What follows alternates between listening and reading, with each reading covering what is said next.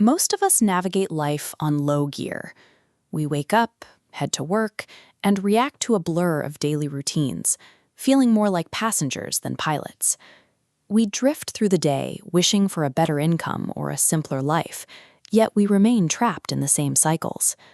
In 1925, Robert Collier proposed a radical shift in perspective, that we are the active architects of our physical circumstances. He argued that our internal state serves as a blueprint for our external reality. This wasn't just a philosophical hunch.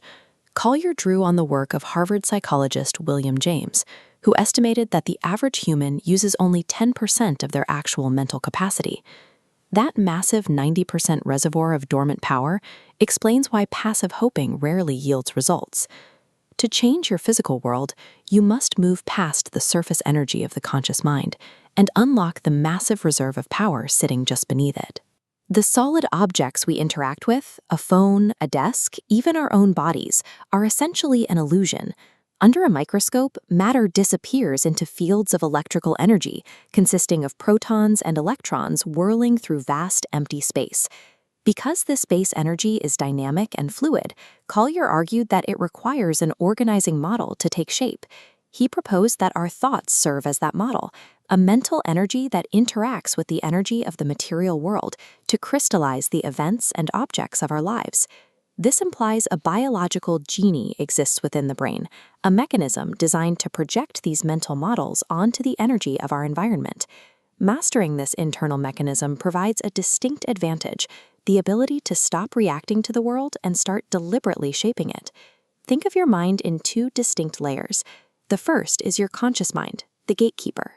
This part of the brain reasons, worries, and interacts with your physical senses, deciding what is realistic and what isn't. The second layer is the subconscious, the builder. This is the entity that Collier calls the genie. It does not judge or argue. It simply takes the instructions it is given and begins the work of assembly. We see this builder at work every second. Without any conscious direction, the subconscious regulates blood pressure, manages digestion, and directs thousands of cells to weave new skin and heal a physical wound. But this total obedience creates a vulnerability. If the conscious gatekeeper is saturated with thoughts of fear, lack, or sickness, the subconscious accepts those impressions as blueprints. It dutifully begins manufacturing those exact negative conditions in your daily life. Since the builder only acts on the impressions it receives, the only way to stop the construction of failure is to take absolute control over what the gatekeeper allows into the inner mind. To bypass the gatekeeper's constant worries and give the builder a clear instruction, you need a specific psychological trigger. You need desire. Most people carry a host of mild, conflicting wishes. They might vaguely want a promotion while simultaneously fearing the responsibility. These scattered thoughts diffuse your mental energy, leaving the subconscious with no clear direction. Think of a magnifying glass.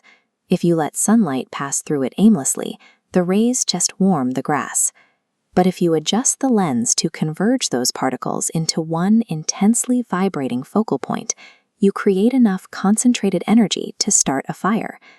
A singular, unyielding desire acts as that lens.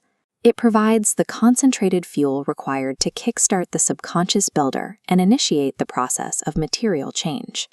Once a desire is deeply impressed upon the subconscious, it acts as a magnet, reaching out into what Collier describes as the invisible domain. This connects the individual to a universal mind, an infinite, all-pervading intelligence and energy pool that serves as the source of all construction in the universe. Consider the pyramids of Giza.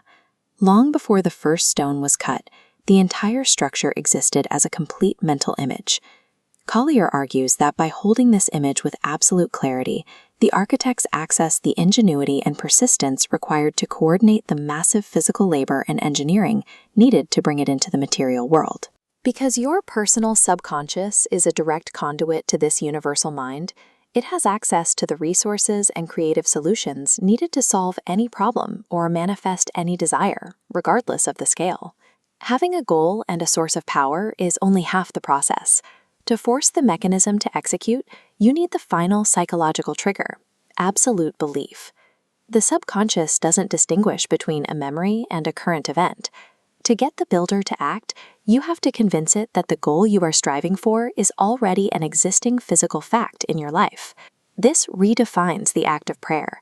Instead of begging for a future favor, Collier describes prayer as the mental act of visualizing a desire so vividly that you experience it as a currently accomplished reality.